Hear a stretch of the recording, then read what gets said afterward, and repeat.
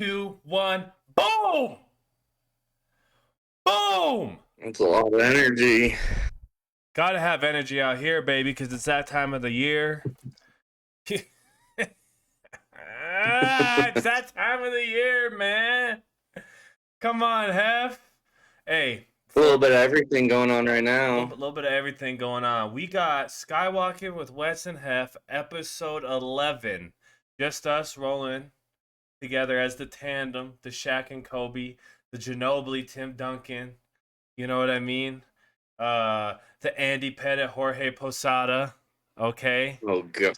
Come on. Episode 11, just us today. We got a lot of stuff to unpack. But before we start unpacking, I'm going to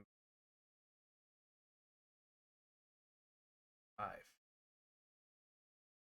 Not only are we live, but and we'd love to get feedback on the schedule.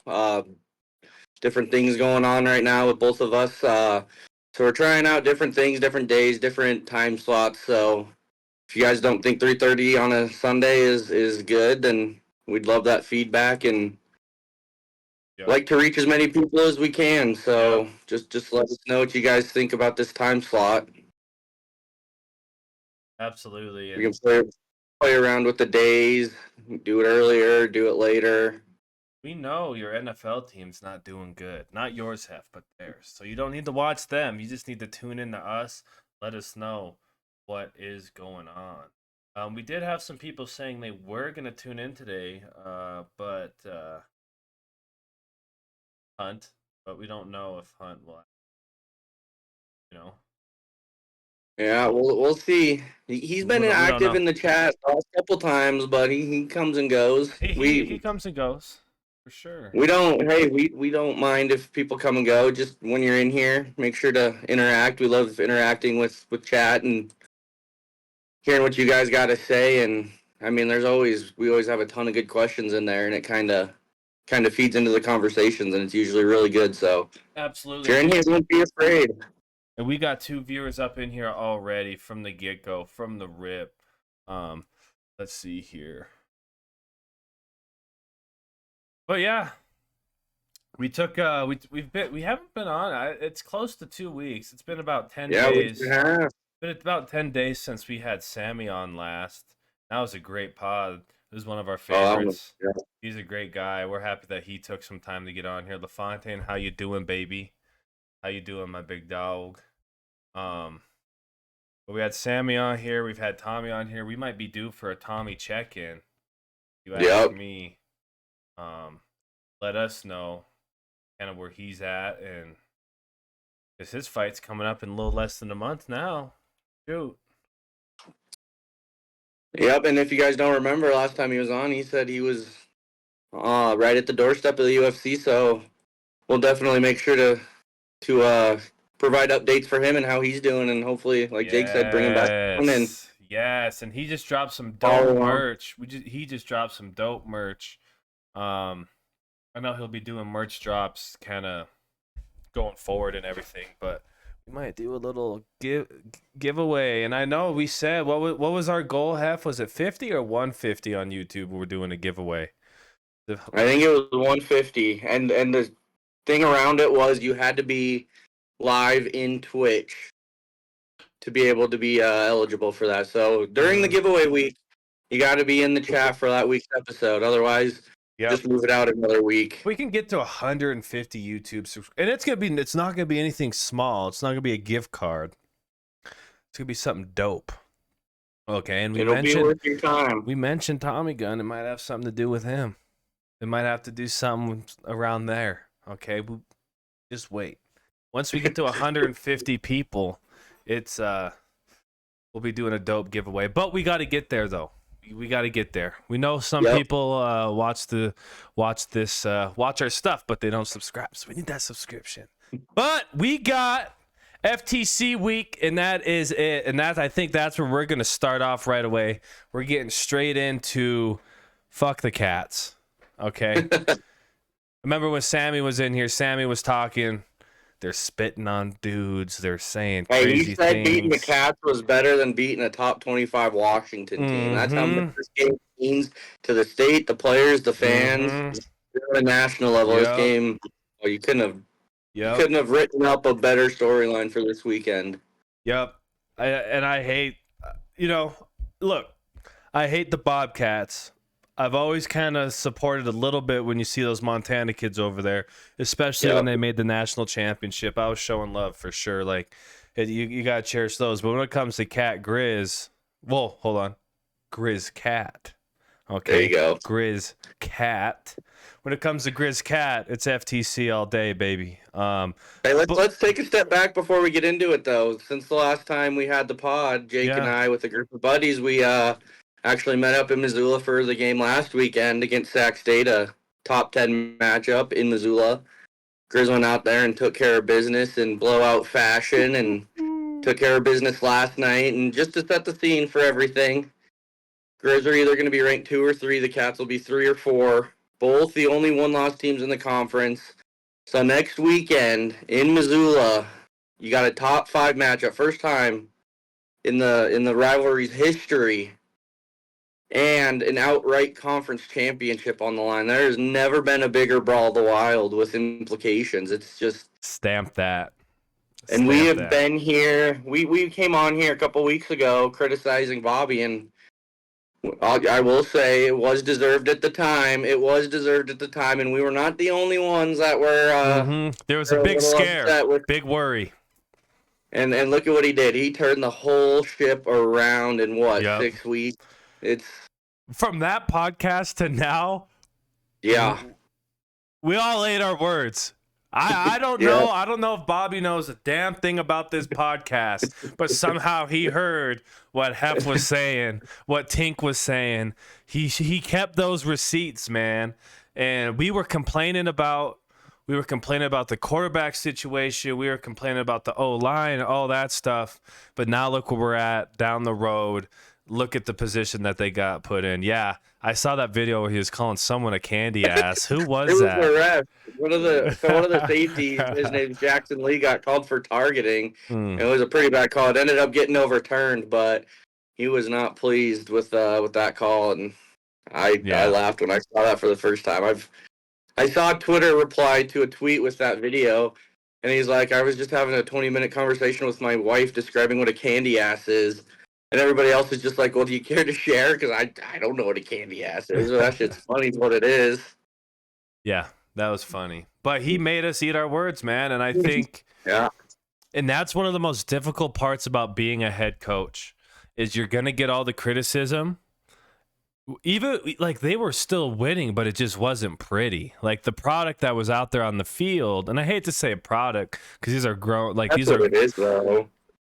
What we saw on the field's completely flipped. And so, like I said, that's one of the hardest things about being a coach is the criticism because you got to answer tough questions.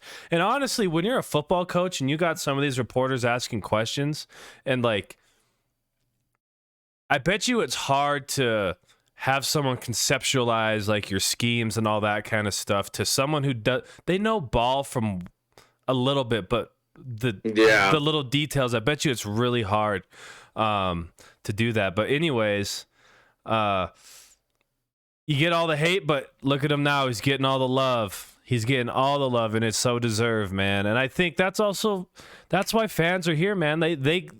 Fans will tell you the truth. Okay? Yep. They will tell you the truth. If they don't like what they see, they'll let you know. And so you either respond to that or you don't. And they responded, and now we got the biggest Brawl of the Wild coming up, baby. Like, we went to one, and it was still a big game 2 years ago when we bounced the Cats out of Washington Grizzlies Stadium. But I couldn't imagine being there this upcoming Saturday. That's going to be absolutely insane. We had Justin Martinko on here with that Bobby Howard podcast. I just want to give him a little shout-out. He kind of got me a pretty good deal on some tickets, so your boy will be in attendance, North End Zone. Mm-hmm. It's going to be, it's going to be, there's no words. It's going to be hyped up all week. It's going to be hard to stay focused at work, and, it's got everything.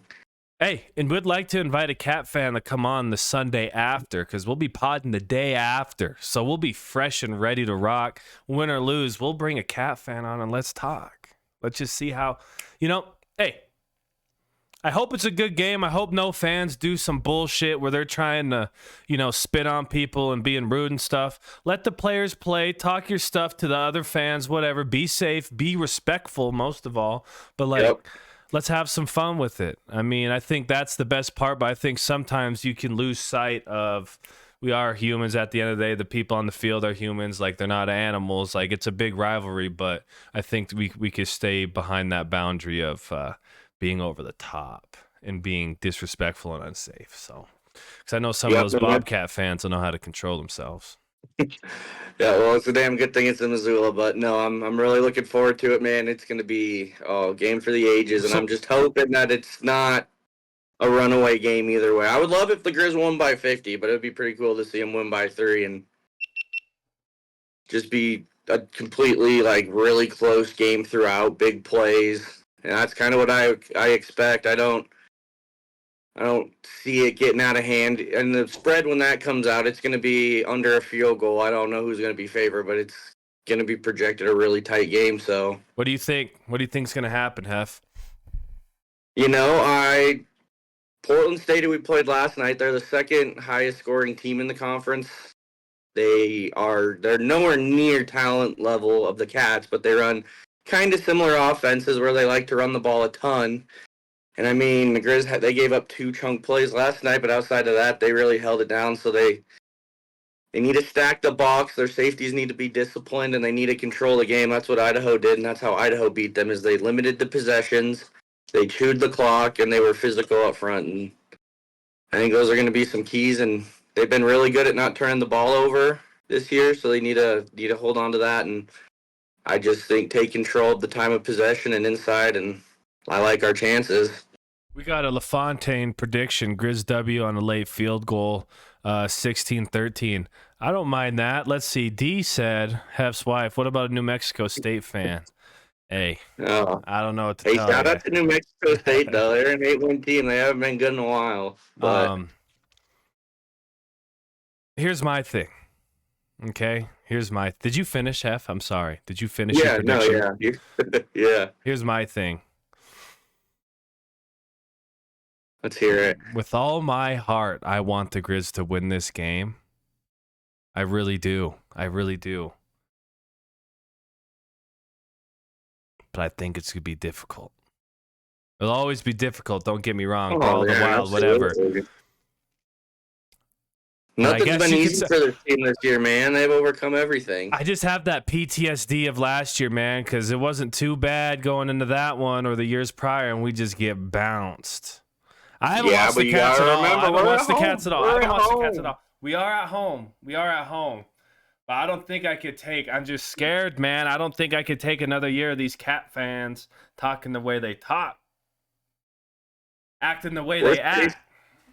We're not the Grizz. I think they handle business. But hypothetically, if they don't, worst case scenario, they get a 5 seed and they get to host at least one playoff game. Yeah, and that's both sides for both schools. We need this. But if the Grizz win, it all but solidifies the number 2 seed. Home field throughout the entire playoffs. Depending on the side of the bracket and how it lines up, there could be a potential for Brawl the Wild Part 2 in the playoffs. Hope so. That'd be dope. And it would be at Washington if we win. Yep.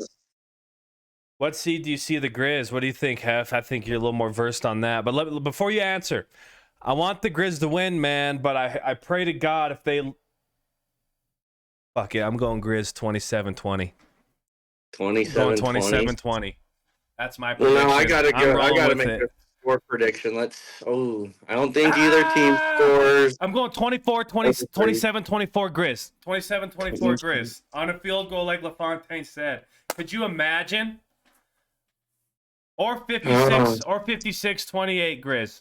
One of the two. Damn. One of those two. I don't think they're going to have their highest scoring game of the season against the best defense they'll see all season, but hey, you never know. Let's see. I'm going to go 26-24 in that range. I think we're all right around the same thing. I think Jordan's got it a little, LaFontaine's got it a little lower, but I like both teams keeping it under 30, and I like it a one-score game. And Washington Grizzlies are gonna be roaring. I'm gonna hear that down here in Colorado, baby. Hunt says 23-21. Oh, so Hunt, do you see a safety? Oh wait, I guess there could be a safety or 3 field goals. Yeah, you never know. I could see a safety. I could see so like these are the kinds of games that this is when like crazy shit happens. Like that Michigan State Michigan game where the punter got the punt, he dropped it, and homie. Like, did you know on that play in the end zone when his teammates were jumping on him that he broke his collarbone? Really?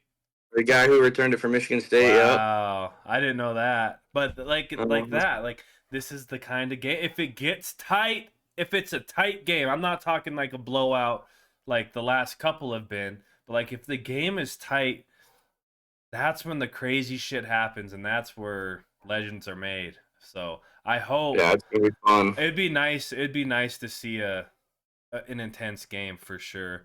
What seed do you see the Grizz though if they do win this game or lose? How about you give us both?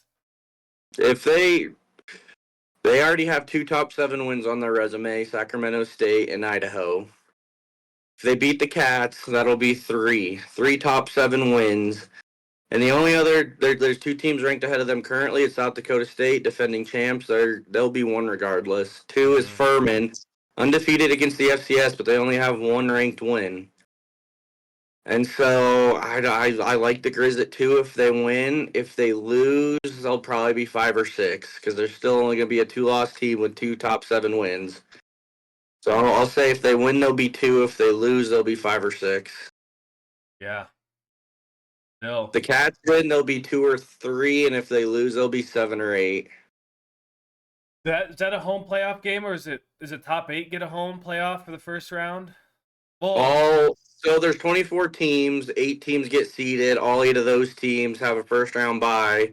While the other 16 teams, they play Thanksgiving weekend, and then they travel to whoever the seeded team is, and then based upon who wins those matchups, it's the highest seed. Who has the field. Hey, so Heff was talking how we were at the game last weekend at the Sac State game. I bought a polo. It's like a jacket. It's like a quarter zip jacket. Nice one. So I wore it. I'm out in Colorado, so I wore it to work, and people are like, "What's Montana?" I'm like, that is. It just made me think of something that just so relevant to Montana and the Brawl of the Wild is like you have to be here to really appreciate it, or you have to be affiliated with it somehow to appreciate it. Meaning you had family go to either school or play there or whatever. But I went to a Colorado game last year against TCU, and it didn't touch Washington Grizzlies Stadium. Like I tell people, like they look at me like I'm crazy. I'm like, if you went to University of Montana football game at Washington Grizzlies Stadium in a packed house, not even a packed house, like you would be very surprised of how crazy it gets. And then when you have 2 Montana football teams at the Division I level representing on this high of a level with Montana kids on both teams with national title implications on the line, seeding on the line, like it's honestly incredible. And I don't think it will ever get the recognition it deserves. I think game day fucked up not coming this year because I think if there's ever a year to go, again, they should have went 2 years ago. But like, look at this game. Is there another game anywhere in the country that's going to be this kind of with these implications on the line? And they teased Missoula in 2022. They teased them. No, 2021. They went to Bozeman last year. Like they owe Missoula that because I think Missoula is the most beautiful campus ever, and they went to the shitty ass Sorry for cussing. I need to stop cussing. But they went to the ugly. It was also like 0 degrees when they went last year in Bozeman. It's projected 45 at kickoff. Bozeman's campus doesn't touch UM's campus. Like Missoula is such a cooler. Like, hey, Get him out. Hold on. I got to ban this person. LaFontaine, can you ban that person? Let me see. First live ban. Here we go. LaFontaine did it. Thank you, LaFontaine. I appreciate you. But what I'm trying to get at here is like they messed up and they should be there. And I think this rivalry, especially right now where the two programs are at, need to be more recognized on the national level. Well, it's stupid. They're going to Lynchburg, Virginia. I believe that's where it is for James Madison and App State. James Madison, yes, they moved up to the FBS level. This is their second year, but NCAA rules, they're not eligible for postseason play. They can't play for a conference championship. They can't go to a bowl game this year. They're 10-0, yes, but they're not ranked by the playoff committee. They're playing a 6-4 Appalachian State. Like, it's a cool idea, but if you want to go off of the premise of being unique, then why would you not go to Missoula? Like, it just, I don't get that. It doesn't. It sucks. I didn't think they were gonna do it, but like if there was a year to do it, and they did it last. They went to Bozeman last year because they wanted to go stay at Big Sky or they've been watching Yellowstone, a little too much Yellowstone. Or they felt bad that they didn't come, and then they just went to Bozeman. I don't know, but this year should have been the year. Who's the X factor for the Grizz to win? My personal opinion, it's gonna be the defense and it's gonna be the quarterback play. I think those two things are going to get the job done. I think those were, the quarterback play for me specifically was the big question marks. Like, what are they doing? But it seems like they found their guy in McDowell. Guys. But McDowell's kind of been carrying that load. Ayot's been getting his, but those are mine. How about you, Heff? I'm going to keep it with you. I'm going to go with McDowell. He's kind of, as soon as we made the quarterback change and he's been the full-time starter, man, that's when the gears started turning on the offense. And, man, the O-line play has come so far. We were down to our third string left guard last night. I'm really hoping one of those other two guys will be available next week. So that third stringer, he came in and that's one thing Bobby has done really good with this year is he has rotated his offensive line every game, all game, and developing that depth. And so I think Clifton McDowell, he's missed some throws, and then I'll be texting my dad, and I'll be like, wow, that was like kind of a head-scratching throw, and before I can even hit send, he's already like busted a 20-yard run, breaking a couple tackles, and so when he misses, he instantly makes up for it, and he's a big body quarterback, and he likes to run, and so I think the offense goes as far as he leads them on the ground, and then on defense, I think it'll be Riley Wilson. He leads the team in sacks, and he's missed 3 games. He's a versatile linebacker / edge rusher. I want him to be able to play the whole game. We haven't seen him play the whole game all the way through in a month and a half. So if he's healthy and he's available to go, I like what he brings to the table, and I like him to contain the quarterback and blow up some plays up the middle. So we'll go McDowell and Riley Wilson. It'll be interesting, man. I'm excited for it. The Bobcats are no joke. Like, we do hate them, but you got to pay respect where respect's due. They got a great program. They're doing a lot of stuff. And so they ain't going to make it easy. No, they ain't going to make it easy. Sure. Neither are we. So it's going to be cool. And I think when you beat a team that bad, like last year, and embarrass them that much, that sits with you for a whole year. I think that's dangerous for the Cats. Because the Grizz remember that, and Bobby remembers that. We heard Sammy talk about, like, he puts things up on the wall, notes. Yep. I guarantee there's something up there that talking about last year's blowout loss. So we'll see. Boise State coaching job is open. You see Vegan or Shote getting it? Go ahead. Then answer that. Yeah, so it was funny. After the game, Clifton McDowell, the Grizz quarterback, was interviewed. And they asked him about next week, and he didn't even know what the game was called. He's like, the Battle of the Brawl or whatever they call it. Like, he had no idea.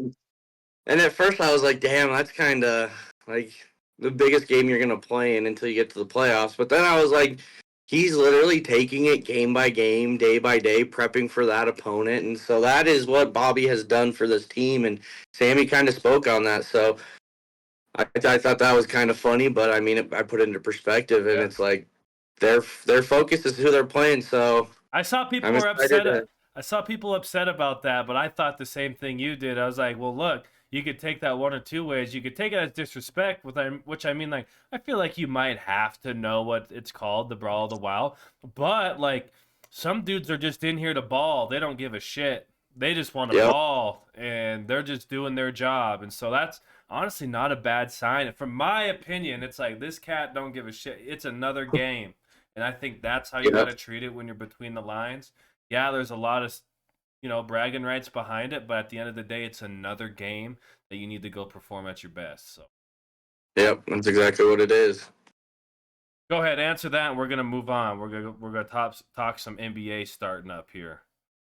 So yeah, Boise State's head coach got fired today. Last time it opened up, the leading candidate allegedly the whole time was Jeff Choate, who was the Cats head coach at the time, and the job was all but his, but they never offered. They went a different direction. He gets fired. Choate moves on and goes to Texas as the co-defensive coordinator. Brett Vegan's the current coach for the Cats. Boise State would definitely be a pay raise, that's for sure. We know they, based off of the way they handled the coaching search last time, they'll have interest in some Big Sky coaches. I don't know if either of them will get it, but they'll definitely both be in the running for that position. Yeah. Hey, before we move on to the Grizz, move away from the Grizz talk. We gotta. Is Sugar Sean gonna come back? Is he gonna? No, Is he gonna be there? Imagine that place if he raised a flag or something, or was on the field, bro. And like that, hey, because the cat. Well, who was that dude who was talking and said that? It was Sean Chambers. Sean it was Chambers, the Cat starting quarterback. The quarterback, yeah, getting knocked out in his next fight. Not against Cheeto, dog. Shug's gonna do Cheeto dirty. I'll tell you that. But it'll be cool. We'll keep tabs on that on the pod too. Yep. We'll see if Shug comes. There'll probably be a lot of dope people going to that one, honestly. But yeah, good. But I don't think the NBA season started when we had our last pod, or did we do our pod? It was right around the season opener. What are your big takeaways from the beginning of this season? What are you seeing here? Because there's a couple things I want to dig into, but I just kind of want to see where you're at first.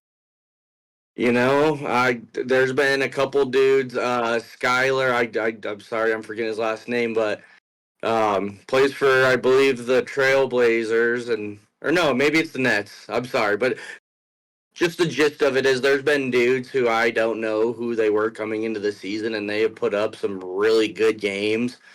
And I always think that's cool just to see these guys get their opportunity and run with it. And I feel like we've seen it a little bit more this year than we have in the past. Yeah. Well, the game. You only need one shot, man. Need one shot. That's if someone's hurt and you get those extra minutes that game, like, you will get your opportunity if it's there. I remember that year TJ Warren got hurt. Chris Duarte from the Indiana Pacers. He actually had a great year because he was just getting crazy time, and he blossomed, like dudes like that. And so I'm happy the league's back, man. Like we talked about the last pod, like it's the best time of the year. The World Series ended about a week ago. It was the World Series, college football, NFL, all those kinds of things. So it was awesome. But like one thing that I've been keeping an eye on, and I know you've been keeping an eye on, Heff, is this James Harden situation, and it looks like the Clippers are actually going to go 0-4 with him to start.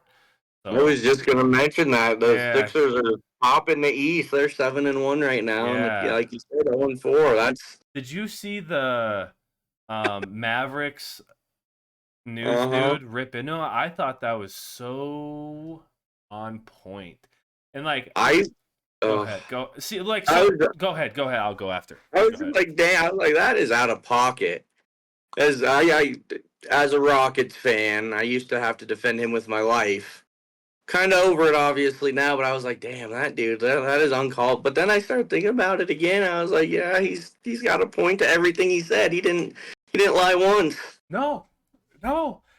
Look, like, here's the thing. From what the consumer sees, from what the consumers see. We're not on the insides.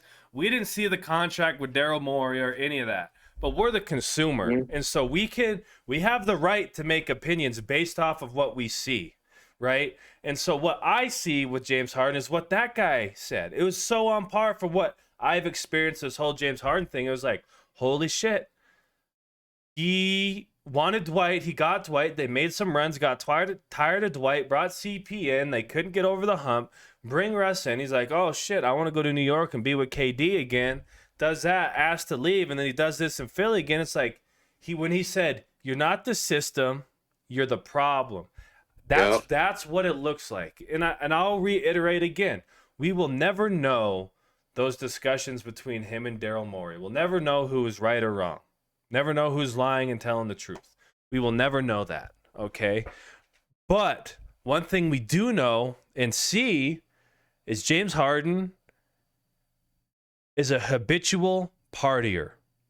He is a habitual in the clubs, in the strip clubs. And there's a lot of guys. He's not the only dude in the league doing that either. Like, I'm not saying he's the only guy. But why is he always the guy that is having pictures taken of him out partying after losses, playoffs, like Vegas trips? Like, what? Like, look, man, you're a generational basketball player. Like, what he did, like, he was almost averaged a triple-double one year. He was pretty close, couple assists, rebounds from it. But, like, it just seems like he prioritized, like, just prioritized the wrong things. And his lifestyle over his career. Who are we to say? Because we're just some average Joes out here. But it does suck to see, because it's like, as a consumer, and that, I hate to say it like that, but that's what we are. We pay money for the cable. We pay money for NBA Pass to watch these guys. Like, he's the problem. And if this Clippers thing does not work out, man, what does that leave him? I think he goes to China. I honestly think he goes to China, because they wouldn't give a shit. They got... Well, he even said it last year. Didn't he say that he would want to go play in China eventually? Yeah, but saying it's different than doing it. I don't believe a damn word about that. But who would want to touch this guy if this doesn't work out with the Clippers? And it's not. It's really not. Like, you have Russell Westbrook, James Harden on the same team with Kawhi and Paul George. You could have James Harden, Paul George, and Kawhi, or you could have Russell Westbrook, Paul George, and Kawhi, but you can't have Russ, Harden with those two. It like... Just saying, when Russ was in Houston with Harden, he averaged the most points per game in a season in his career. He averaged 29 playing with Harden. They can coexist. They can coexist, but but not with two other superstars, in my opinion. Because look, PG's got to get his. I think Kawhi's willing to take a little lesser of a load because just his health and body and stuff. Like, yeah. But James Harden's going to want his. But then you got to think about the role players, Heff. To keep those guys engaged and ready to go, they need touches too. They need to have their games. Like, it's hard to ask dudes to get 3 shots a game and run out there and play defense all night. You know what I mean? And I get that. And so it's... Dude, and I'm with you, LaFontaine. Cam Thomas is hooping. We could talk about that in a sec. But I think he's out of the league if he can't figure it out, man. Because, look, this is the second time, Heff, where he has told the team, I'm not coming. And he's actually over in Europe while they're in training camp. Until he forces himself to trade. Teams will be desperate enough. Teams will be desperate enough. Like you said, he's a generational talent. 3 years ago. Yeah, but I mean, there's going to be teams that he fills a lot of needs for any team that might be interested. What are they getting him for? What are they getting him for? He'll leave on. What would they get him for? I'm just saying, if it doesn't work in LA and they decide to just accept the L and cut ties or whatever, they could just pick him up on a vet minimum because he's going to be making all that other money. So hear me out. I hear what you're saying. Teams will get desperate, but will he want to go there? If they don't got clubs and a nightlife, what James Harden's not going. That was the whole thing why he was like, I'm not going to go to Portland. He didn't want to go. There was some, I think it was Indiana was looking at him when he was on the Rockets. Like those places, he's like, I'm not going there. And it was because there's not enough to keep him going. Or it was Utah. I think Utah was another place they were looking at potentially sending him. Because they were going to put him and Gobert together or something like that. But like, the guy needs his clubs, man. He needs his stripper. Like, it's I wild. agree, but he's a good enough player that He will is, leave the NBA on his terms. But he could probably go make more than a vet minimum over in China. Think about it. I don't Think know. about it. China loves him. He could be Stephon I Marbury on know that. steroids. I don't know.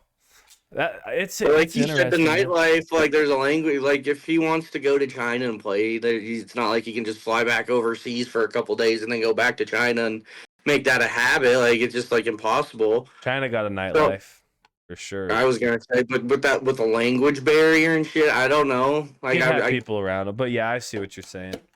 Interesting. My sons, I think we're like 4-4 right now. D Book's been hurt. Beal just came back. KD's a dog. Watch out. Lakers got us the other night, but that's all good. You win some, you lose some. Price team so far: Houston Rockets, 5-game win streak. They're 5-3. Şengün dog. Jalen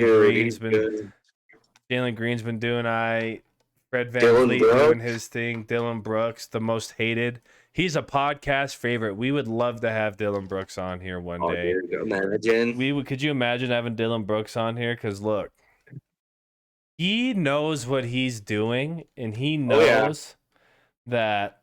Look, he said the same thing about LeBron last year. I'm gonna lock him up. LeBron had like 30 or 40. He doesn't care, and he's gonna say it again and again. He doubles down on himself, and I love it. He knows what he's playing that villain. He's literally putting on the villain suit and saying, "This is what I'm gonna do." And he literally called himself Dylan the Villain. I think that's hilarious. He gave himself a nickname. I know. Who's our MVP so far in the league? That's a very hard question. Hey, Jokic or Embiid? MVP. Hard to go against Jokic. He's putting up stupid numbers. Same with Embiid, like Heff said. Luka. I mean, Dylan Brooks. You'd have to be top 10. I mean, take Dylan Brooks off that team, they lose their swag. They lose their swag.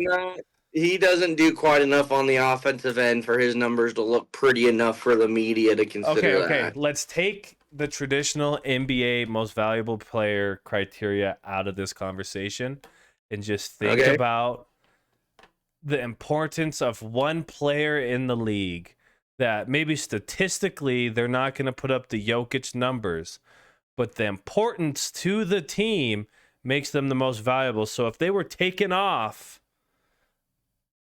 the team completely, it would be a downfall. I'm still taking Jokic. Dylan Brooks. He brings that swag. I don't.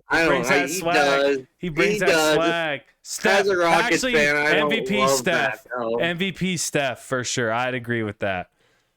Steph's been putting up stupid numbers. The only other person to touch 20 points on the Warriors this year is who? Take a guess. The only other person to touch 20 points. In the game? In the game. Outside of Steph. This year. Wiggins or Looney? Dario Saric.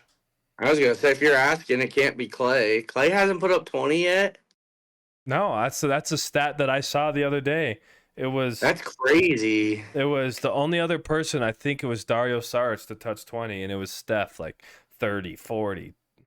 Let me look. Let me go find Clay on my app here and just see, because I know Clay hasn't had the best year. Clay's averaging 16. Let's see. He had 15 points, 17 points. I mean, he's only averaging 16, 15, but still. He had 18, 14, didn't play. 19, 18, 15. Yeah, dude, he hasn't touched 20. That's crazy. given their track record, and it's also crazy Wiggins hasn't done it.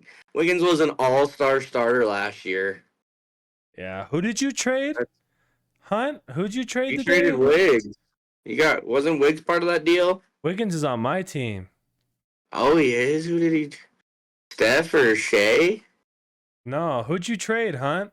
See, chat, we're in a fantasy basketball league, and it's actually really intense, and we do a lot of trading. Hunt traded John Collins, Killian Hayes. He traded Clay. He traded Clay today. Clay today. Okay. 4 for 1. He traded 4 for 1. I'll take it back. I think Steph's MVP just because of the load he's carrying. So what else is happening in the league? It's crazy, man. Dudes are going down like flies too already, getting hurt. Like my whole bench right now is day to day or out, and it's like that's much for that rule. So much for that rule the league put out, and this is why I'm gonna talk about this because I went on a little rant on our Instagram the other day. It was like, look, the league put in this no load management on these big games if you're a star or superstar. That stuff it's not gonna work because what are they doing now? They're saying, oh, he tweaked his ankle, oh, back spasms, oh, personal issues. Zion was out the other day for personal issues. I guarantee it was load management, but you have to label it as something. So what are you fixing? All you're telling them to do is like, it's not load management if you put a label on it. Look, man. See, go ahead. I don't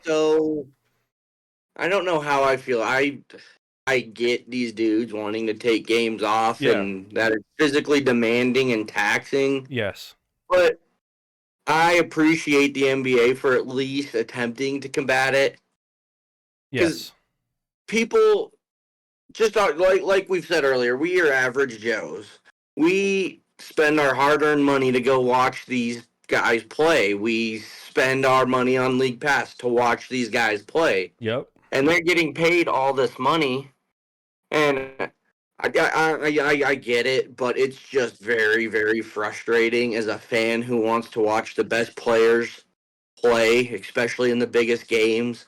Yeah. It is very, very frustrating seeing these guys, I don't want to say faking injuries, but exaggerating things so they don't have to. It just continued to get worse over the years, man. Like, I get it. Like, I'm an athlete before. I know what it's like to be sore and, like, have to sit out. I busted my ankle one time, and I was out for 2 months. Like, I get those things happen. But, and this is... let me know if you're following where I'm going with this, okay? All right. Let me know what you're following. It's gotten worse, I feel like, since Kawhi in his, like, thing with the Spurs. I think it starts there. Like, dudes would get hurt, but I feel like it wasn't as... this load management rest shit wasn't as big of a thing. So, why are dudes sitting out so much more now when sports science and athletic training and these things are so much more advanced than they were 20 years ago, and dudes can no longer play 82 games because they need the rest, Like, yes, we don't want LeBron to tear his ACL because of overuse. We don't want KD to snap his Achilles like he did, right? But injuries are part of the sport, and they're freak accidents, right? Yep. And wouldn't you think the more you participate, the more you're training your body with justified limitations, like we don't overdo it, but you have to put your body through something similar to what an NBA season goes through in order for you to maintain. And if you're resting and doing this, wouldn't you be more prone? That makes sense. Anyone have anything to say about that? Does that make sense?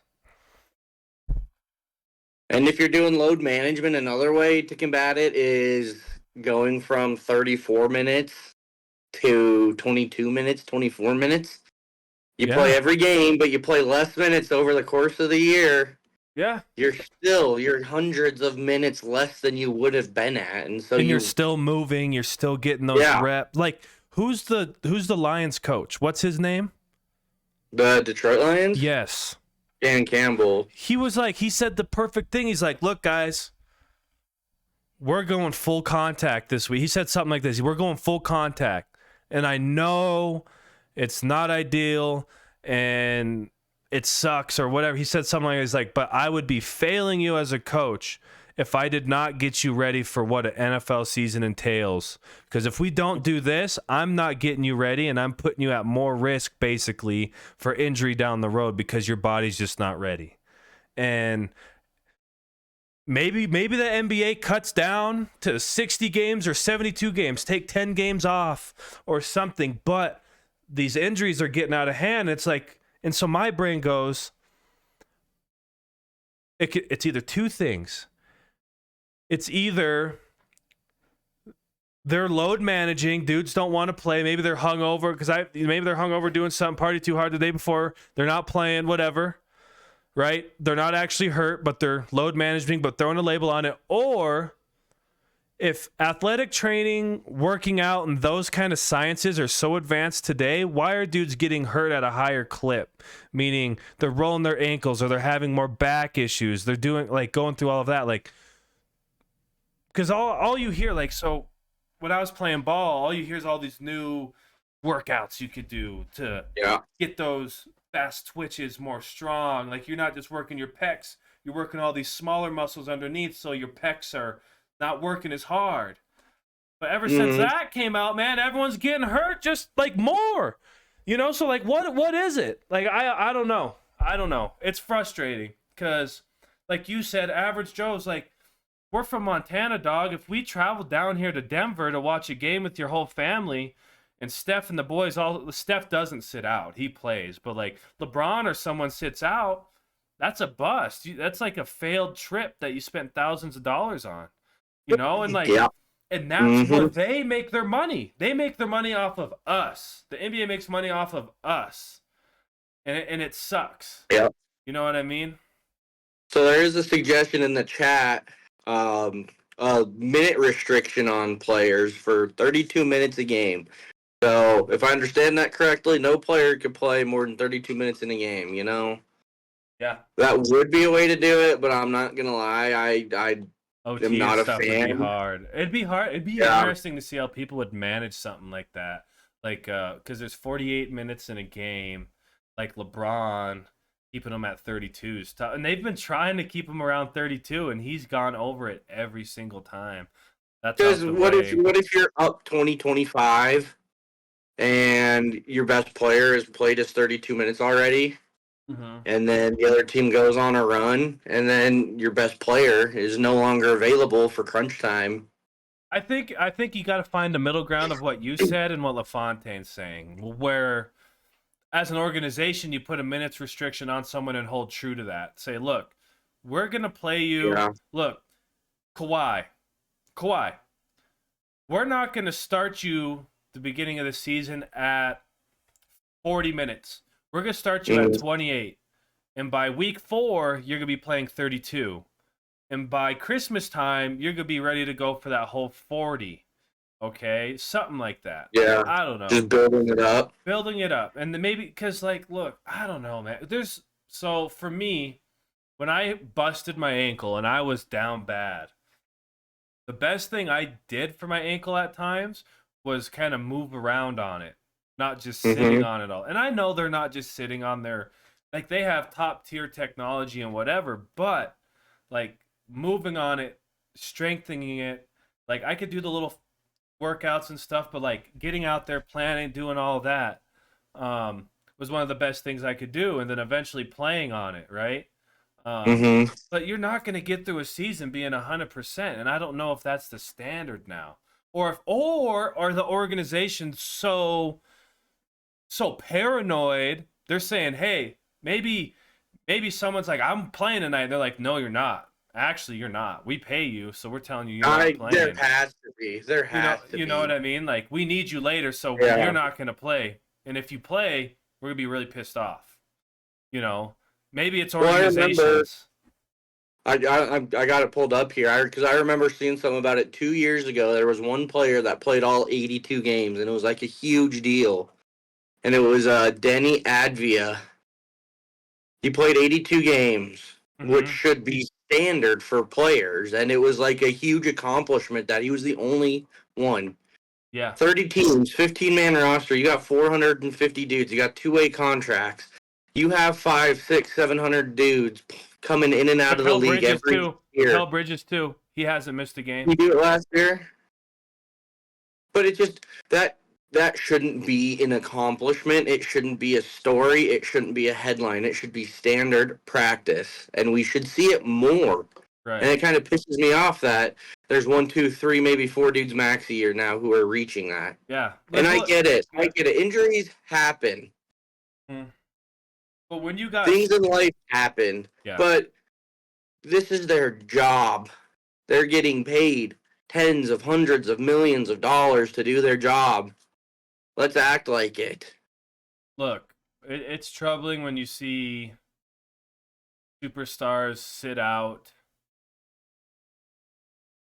20 games, 30 games a year. It sucks. And look, like we said, there's accidents where you bust your ankle and you're going to have to sit out 10, 15 games, sit out a month or two. Like, we get that. But it just seemed like, for example, a couple years ago I had like Kawhi or Jimmy Butler on my team, one of the two. Mm-hmm. They would play one game, sit the next. Play one game, sit the next. They're going like every other.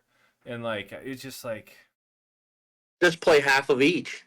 Cut those minutes in half and play them both. Do something. I don't know, man. It's a sticky one, and I think it's a mix of, like we were saying, organizations and maybe players. I don't know, man. It sucks. I don't know how we got on this loophole. But it's a our fantasy, because like, dude, like, yeah. And again, who are we? We're fucking hoping these other human beings are gonna win us a fantasy league, but it's just things we observe, right? Like, basically, I think what we're getting at is there has to be some kind of change. It's either you cut the league season down if dudes can't play every single game, or you do something else to make it to where they can play at least 70 games. A guy like LeBron, I would like, go ahead, sit a game or two out. Sit out 10 games. You're 38. You know what I mean? So I listened to Joe Rogan talk to somebody once, and he said, it was a former fighter. He goes, it wasn't the fact that I lost my abilities.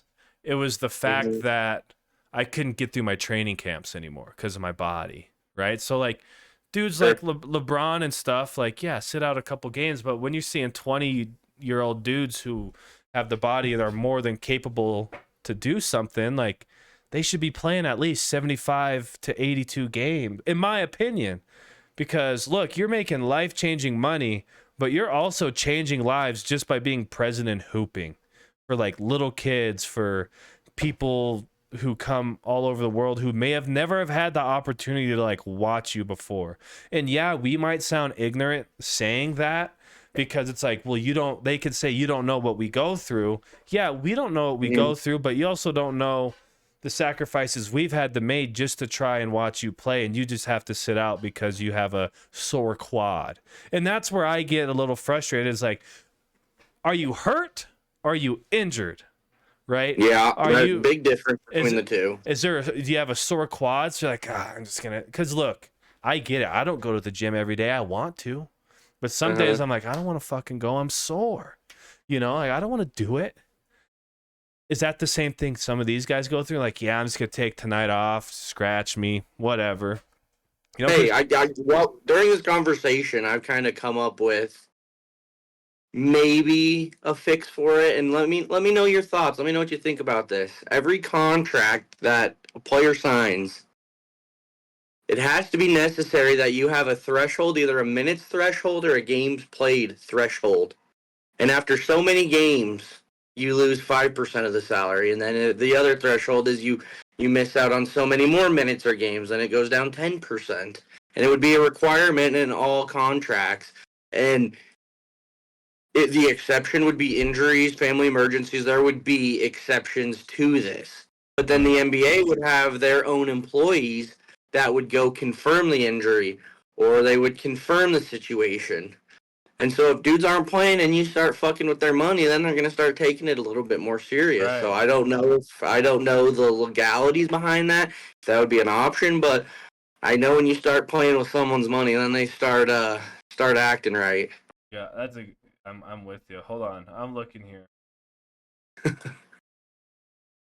But I do appreciate the NBA this offseason taking some steps forward to at least attempt to try and fix this. Yeah. I'm looking up. Let's look here. Let's share my screen. Yeah, so LaFontaine there's another good suggestion in chat. I think they should treat it like PTO, paid time off. It's a job and you get so many sick days. I like that. So let's look here. This is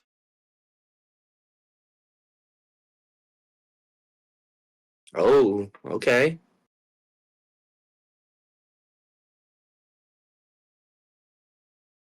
But to your point, it has been the more information that we have on sports. We've had this conversation on this pod. Yeah. And I think a counter to our argument is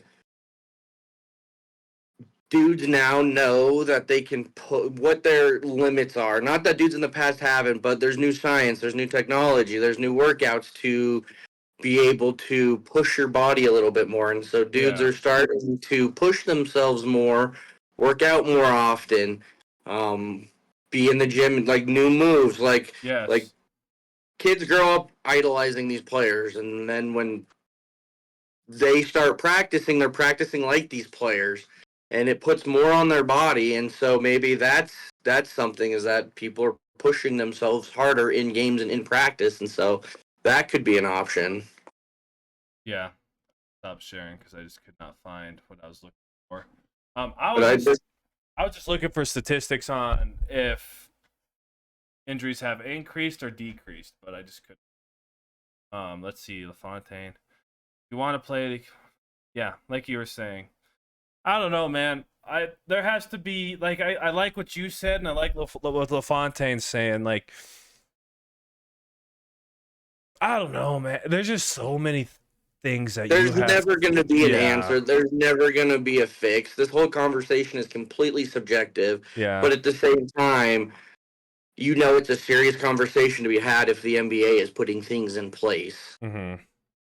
Yeah. Oh, Hunt asked the question, what is the in-season tournament and what do you think? I think I'm still trying to figure out what the in-season tournament is. I think it's a thing to where to up viewership because you get cool shorts. There's incentives cool jerseys, to it. I know that. Cool courts. I know, not cool courts. Those things are ugly. The incentives to it, I think, is kind of the thing for the NBA players that they get out of it. But for us, I think it's just to see. It's like a tournament to make us watch the game a little bit more. It's got a little bit more value than your random Wednesday night basketball game. I like the Suns court and I like the Bulls court. I didn't like the Thunder's court. What I do have to say is I think something that would be fair about the in-season tournament, and they kind of do something similar for the winner of the All-Star game, or maybe that's for baseball. Winner of the tournament gets an automatic bid to the playoffs. Maybe it's they automatically. I didn't know that. No, I hope they do. They don't do that, but eventually, they'll get an automatic 8 seed or a play-in tournament. They'll fill a play-in tournament spot automatically.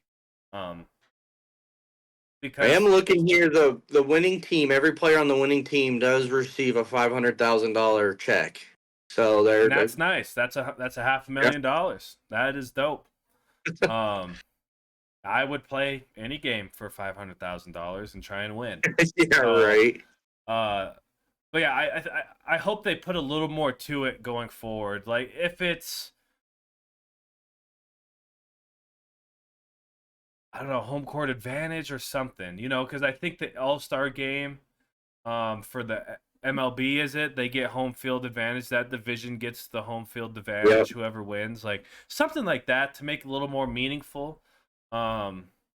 But who knows? I think that's what the in-season tournament is to make a little bread for the players and for us to watch more. Um, I do like. I saw that they said that they're going back to East versus West for the All-Star game. I love that. I love that they're going back to that.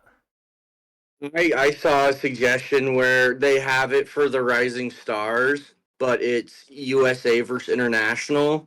I just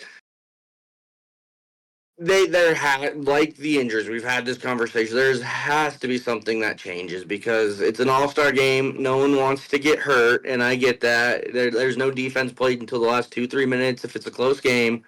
So just a fun way to make it more competitive or more enjoyable or more unique is roster construction. I don't know what that looks like, if it's East versus West, if it's a draft, if it's international versus domestic players, whatever that might look like.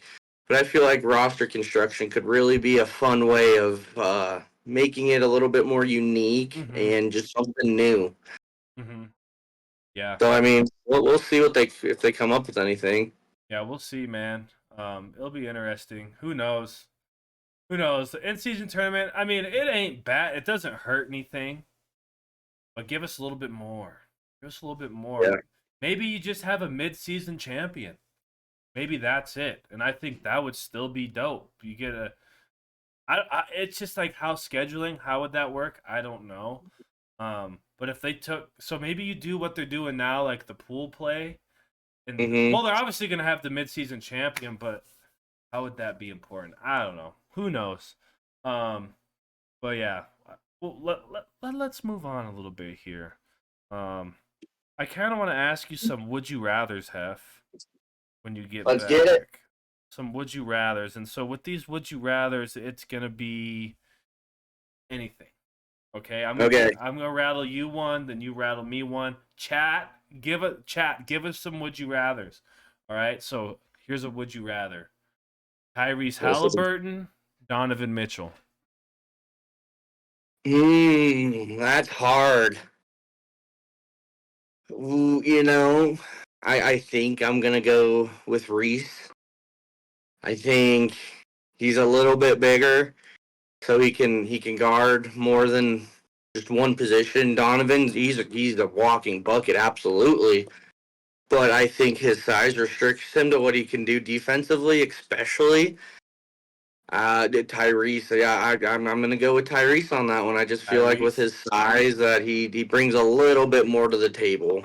Yeah, that's like that. I like how he moves the ball, facilitates too. Would you rather SGA or Book? Devin Booker. Oh, give me SGA. That ain't even close. That ain't even close. I'm not even gonna start. I'm not even gonna Start what? Start facing reality that Next. Shay's a better franchise centerpiece than Book. I think I would think there would be if it was a scale 1 to 100 on franchise centerpieces, they'd both be 100. I'll say that for sure. Okay. Because All right, well, I got one for you then. Did with Book, look what they're doing with him. All right, so you get a 1-year contract Okay. for $10 million and you don't play. Okay. You will not see any playing time. Would you rather do that MLB. in the MLB or NFL or NBA? You get your MLB. choice. MLB. You think? Look, you get to travel around the country for your summer and you get your whole winters off. So I would do that. I would do that in the MLB, no doubt. And like chilling in one of those ballparks. Like, look, NFL's dope. Don't get me wrong. I mean, it's a shorter season, I feel like. Mm-hmm. But I'd rather go through an MLB practice than an NBA or NFL practice because those practices, I bet you, a lot more strenuous. And the MLBs are probably a little more skill specific. The game's a lot easier, and then you just get to chill. Like NFL and NBA, you don't get to sit on the bench and eat seeds and put a Zinachino in. All right, and I'm Zinachino free for about. I relapsed when I was at the Grizz game last weekend, but other than that, I haven't had my own pack of Zins or any nicotine pouches for about 3-4 weeks now. So Hey, there you we're on go. the mend. I got one That for makes you. one of us. I got All one right. for you. Wemby or Chet?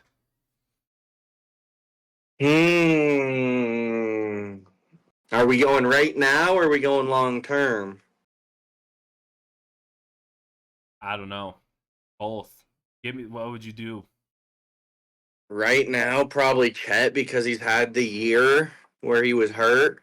Yeah. And so he's been able to go through an NBA season. And even when you're not playing, you're breaking down film, you're being around the team, you're getting coached up. And he came into a better situation to where he's got these vets. He's got a very competitive team. So I think right now, probably Chet. Long term, probably Wemby. I mean, you can't teach size. They're both huge, but 7'4". He's out here. There's a picture, and it was crazy. It was when they played the Suns. He was like that close to blocking KD on a fadeaway jump shot, and KD hits it. But like 7'4", man, his wingspan is enormous. You just can't It's teach size, and he's coordinated. And he's yeah. coordinated at Yeah. that size. It's crazy. What's interesting about that is what Kevin Durant had to do right there is what like a point guard has to do against like a center. You know, like the size difference of like getting that over. Kevin Durant's probably one of the only people on the planet that can get that shot off against Wemby. And it's because he's Mhm. no small dude either. He's like 7 foot himself. But like it's crazy.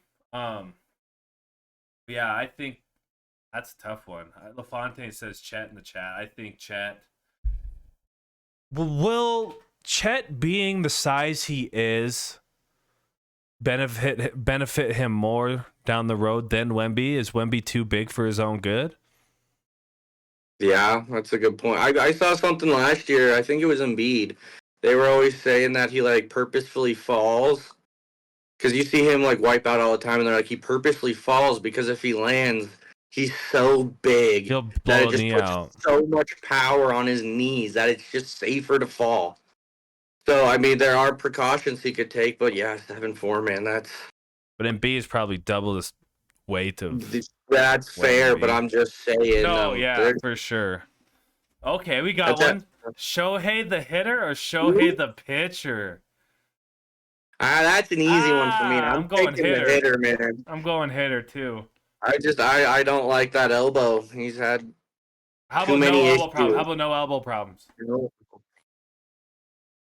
I mean, this might be a boomer pick, but I'm still taking the hitter because he plays in the He division as my favorite rakes. team, the Astros. I have seen him get hit around, but I've never seen him just absolutely dominated at the dish. Like obviously he's gonna have his strikeouts just like anybody else, Yeah. but I like him as a hitter a lot better. Yeah. Um, Hawaii or Mexico? Like Puerto Vallarta. Mm. I don't know. I think I might go Hawaii. I it's probably not quite as dry. I don't know. I've never been to either, but I'd probably take Hawaii. They got sports there. They got the program there, so I would have my sports. That plane ride trips me out, bro. I don't know if I could be on a plane that long. Yeah. Are we talking like a vacation or are we talking Vacation. Oh, okay. Ooh. Yeah, I think I'm still gonna take Hawaii. I'd go Hawaii if I could drive. That's kind of crazy. All right, we'll go one more each. Then we'll Yeah, continue to move I got a on. good one for you. Okay. Your dream house, right?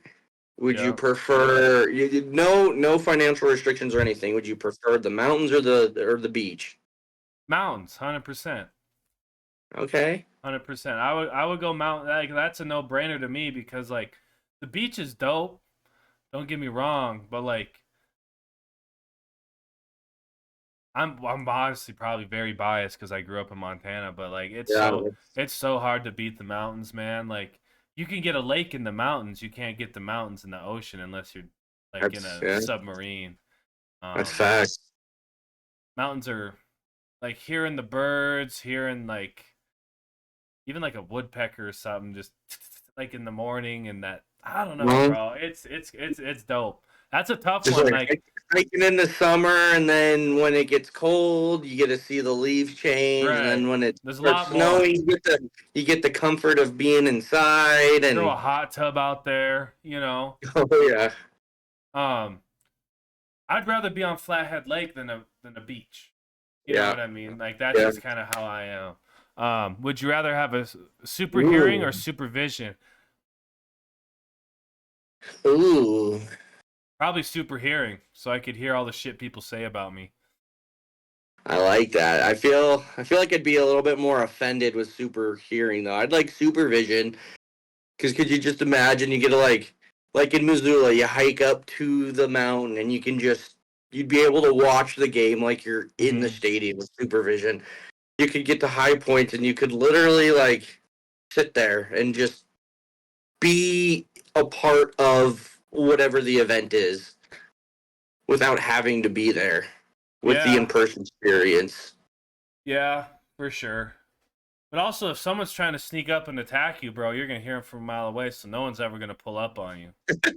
You know what I Yeah, mean? but super hearing that could get a little cluttered with crowd noise and stuff if you're out in Well, public. I think you'd have to train yourself. Like animals have super hearing; Yeah, they could probably weed it out. Um, I guess that's fair. My like I'd thought be is though, like you're at the store, you're trying to focus on one person, but you're hearing everybody else. So Well, it like would be a it's like little. selective hearing, right? Like when you're in a crowded Yeah, room, like talking with someone, like I could focus on you, while everything that's else. fair. And also, I work in a school, so like I'd be pulling up on kids, like, "What'd you just say?" And they'd be like, "Oh, I said this." I'm like, "Okay, whatever," but I was a little too far away to hear it. Yeah. So my last one for you, Hef. Let's see here. Um, whose career would you rather take? Okay, Oof. Randy Okay. Randy Johnson. I'm gonna go Randy Johnson or Peyton Manning. Probably Peyton. Okay. He holds a lot of well, I guess he's passed now, but I feel like he has more accolades. I'm assuming he's made more money. He's got more popularity. He's got his. I mean, if we're taking just career, I'm still taking Peyton. But what Peyton did with his career, he's turned more into than Randy has post career. Okay. So I think I'd Randy's a take Peyton. photographer. He's a photographer. Yeah, that's facts. You always see him on sidelines at college football games. And I think that's dope as hell. But I mean, Yeah. Peyton's got his own show on Monday Night Yeah. Football. Yeah, for sure. Um, what do you think about the new Fortnite OG, man? I know we got maybe about 10 more minutes left to hear. Look, I love it. I love it and I hate it. And this is why. And this is like the sad thing about video games now, dog, is um it's so hard to be a casual player. We got those bot lobbies for a while, but now I'm out of them and dudes just be building around me, but it's cool just to run around the map. So I love it and I hate it, but it's like it's still fun because it's like so many memories are attached to that map. That I was never a big gamer. Like I gamed a lot like in Hmm. past times, but I could put it down and be like, okay, I'm gonna go do something now. But like when that Yeah, Fortnite came out, it was like I don't want to do anything else. This is the only thing I'm gonna do. yeah. It's like you said, the casual experience of gaming is all but over. And I'm gonna just shift focus for really quick. Like the new Call of Duty just came out, and I have seen so many people go back to it just to try it out. And the skill-based matchmaking is just so unbearable. Just Yeah. everybody being as good as you, man. It's just and in Fortnite, man, I've been seeing all these memes and stuff, and it's all I can think about when I see these kids boxing me. That it's like we're losing these gunfights to kids that were born in 2015, like 8-year-olds when the game came out, dude.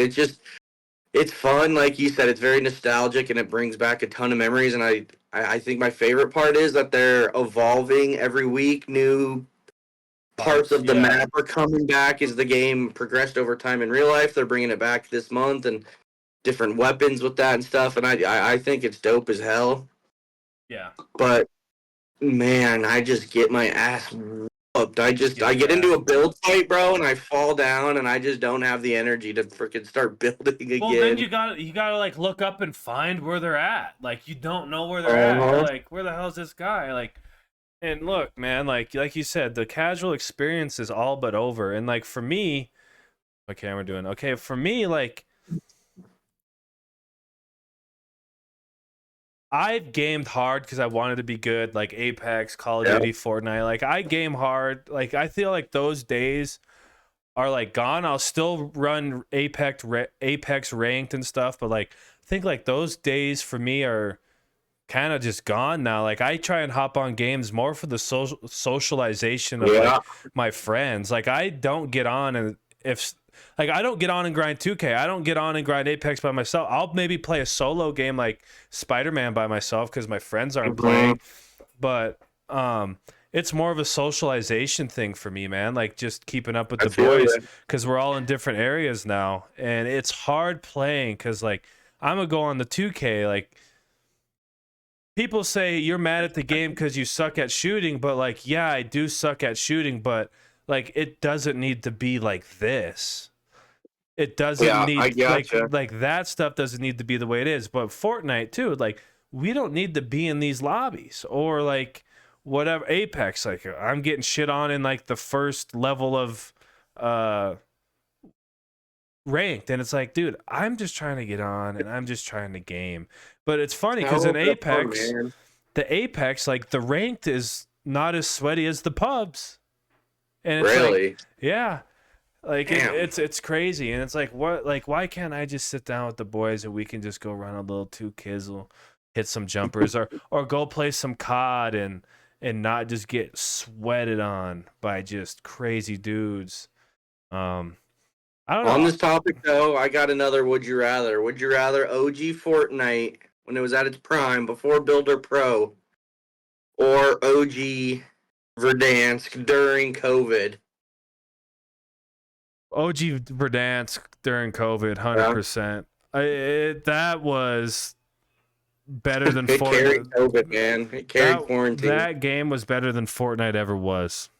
I think that game, yeah. Just because, like, people couldn't build. The map was perfect. Let's just start there. The map was perfect. You had a little downtown area where there's buildings. You had the mountains. You had like a little flat area, and you had water. You had things like that. It was dope. Where it got... Anyway, I'd take that. I'm not going to get why it went downhill. We all know why it went downhill. Like metas and stuff killed it. And I think that's kind of the start of when that game, right? Well, Fortnite kind of started that, but that game took it to the next level of like skill-based matchmaking kind of getting all fucked up and the casual experience kind of disappearing because COVID happened. Everyone was on the video games. Then everyone wanted to be a streamer. And so then everybody wanted to, they just sweat. And you look now around like Great Fall. I'm just going to take a little different direction. That's what kids want to do now. Like kids don't want to play sports like they used to. They know they can go make a bag off of Fortnite or something now. Like I'm hearing from back home in Great Falls, like it's hard to fill rosters. It's hard to get kids to come out for teams. We're not able to have a freshman or sophomore team this year because we didn't have enough bodies, and so hate that. Yeah. But anyways, I'd take Verdansk. How about you? I think I would, but I have core memories of that Fortnite map and just during Christmas break, because I was like freshman, sophomore year at college, and so at that point, that's when we first like went our own separate ways, and we were linking up playing video games. That's where it all started, was OG Fortnite. Oh yeah, dude. And Moisty Meyer. The peak was when I forget the landing spot. It's gonna kill me that I don't remember it, but it was in that bottom left corner where kind of towards Lucky Landing is right now, and there's the semis. Yeah, but no, it was a little bit later on when you had the planes and shit. I felt like that was peak when they had the planes, dude. That shit was so fun. Lucky Landing. I gotta go. Yeah, Well, that's gonna dude, bug me. dude, I'm with you, man. Like, as a game, I would take Verdansk, but like the nostalgia that it's hard to beat the Fort. Like from the sounds to like the picture, like Frosty Flights is what it was. Frosty Flights when it was snowy. Yeah. Yes, Yeah. yes, like that was. And then once they blew it all up, and that's when I kind of tuned out. Uh-huh. But I Yeah. think Fortnite is a lot better than a lot of games of feeding you bot lobbies to where you can actually enjoy yourself, where it's like there's some bots and there's some like decent players, but you're all in the same range. Like I feel like other games right now, you're not getting that. Apex, 2K, COD, like we're not getting that. Like, look, like I'll load in with you and D on COD, and it's like I'll try my best, but I'm not like you got to put the time in to be where some of these guys are. And Fortnite, it was nice to play this weekend on this 3-day weekend because like I got to kind of tune myself up while shooting at like dudes around my skill. And so it was cool. Well, the thing with COD that ruined that game is to unlock this weapon, you have to get this gun up to level 16, and to unlock this attachment, Dude. you have to rank up this other gun to 20, and for I this heard it's red worse dot, now. right? It's terrible, man. And so like when you and Chris like try to hop on, you got to go play shipment, and you got to be miserable for 3 hours, level up 4 guns just to have 3 attachments on the certain gun you want to use. And it's terrible. The gun that you'll never use. Now I saw something on COD where it's like, in order to get this gun, you have to do this daily challenge 4 times. That's crazy, dude. Like, what are we doing? What are they doing, man? Like, even like Fortnite, man, it's literally all base ground loot. There's no perk packages you have to unlock. You don't have to grind shit to be competitive. Yeah. You don't have to unlock stuff to be competitive and to have a chance. You're just buying skins just because you want. Like, that's where it is. Like, COD, like I can go buy a bundle on COD because it gives me a good weapon skin and whatever, but I also get this gun with all these attachments, and that's what they're doing. It sucks. And then in 2 weeks, it's gonna get patched, and those guns are gonna be ass again. And that's $20 down the road. But I do gotta say this, and people might not agree. Video games have saved me a lot of money, and I say this because if I wasn't in on the weekends gaming with my boys, I'd be out spending hundreds of dollars at the bars, eating out, doing those things. And I still DoorDash and stuff, but like when you think about it, when you go out and you're buying drinks and you're doing this, doing that, like you save a lot of fucking money. People are like, "Oh, you bought another 2K build?" Look, I spent $50 on this build. If I went out, my appetizer and entree wouldn't even be $50, and I still haven't even got out and bought drinks yet.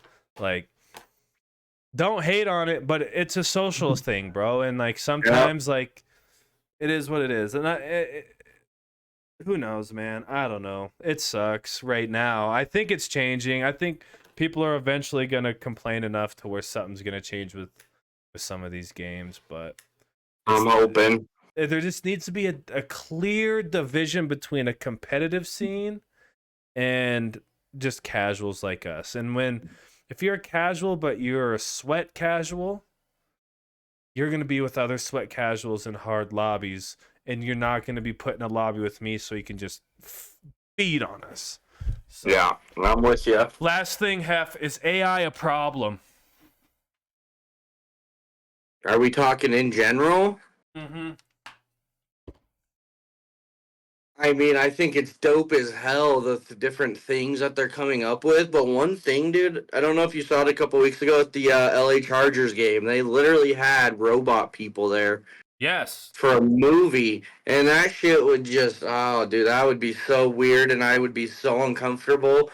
And just, there's definitely a lot of advantages, but it is very scary that we're just now getting into this realm, so the potential is completely untapped. Yep. And what they could do with it, it could be anything. It scares me. I think it's a problem. Like, it's cool the advantages it gives us. Like, I can say, if I've never messed with AI, really, I've haven't even Mhm. downloaded ChatGPT, but it seems like you can get a lot of cool answers and a lot of cool things can go. Well, I guess I have AI on my stream right now. Like, I have a chat bot that can go in there and Yeah. restricts what people say and da da da. Like, that shit's cool.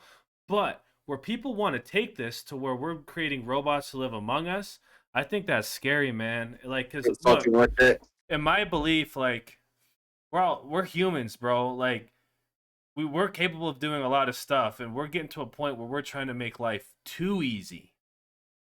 And then, Mhm. did we not watch Iron Man? Did we not watch iRobot? Did we not watch these movies? Like, I think that shit can actually happen where these things get a mind of their own, especially like, think of it like AI in the government, right? What if it turned on the government and said, "Oh, well, I have all your nuclear codes. I have all of these codes to do this, that, and the other." That's scary, bro. Because it's a reality, and if someone could hack into that and change its, Oh yeah. it's scary. I think it is a problem, Uh-huh. and I think It's, things like that take us too far from what we're supposed to be doing and what we've established.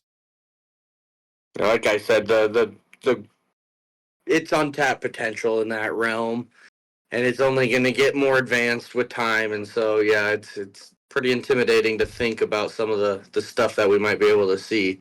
Yeah. All right. All right, man. I think that's a good pod. Hour 25, episode 11, just us two. Yes, sir. Lot to talk about. A lot of Grizz talk. A lot of James Harden banter. And look, we're not saying we don't like James Harden. We're just saying like it doesn't look good, Mhm. dude. It doesn't look good. And who are we? Because we don't know the insides. But from our perspective and what we're fed, it doesn't look good. And you would think someone, Toxic. yeah, you'd think someone would make it a point to eventually say, I'm not gonna do that. But then like you saw them lose the other night and he was back in the club and it's like, Yeah.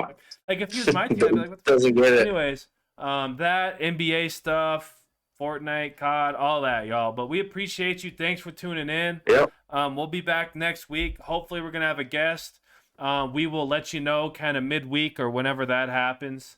But we're always going to be here, and we appreciate y'all, and fuck the cats, and that's how we're going Absolutely. to end it, Yeah. baby. All right, Fuck them. let's go. Have a good night, y'all.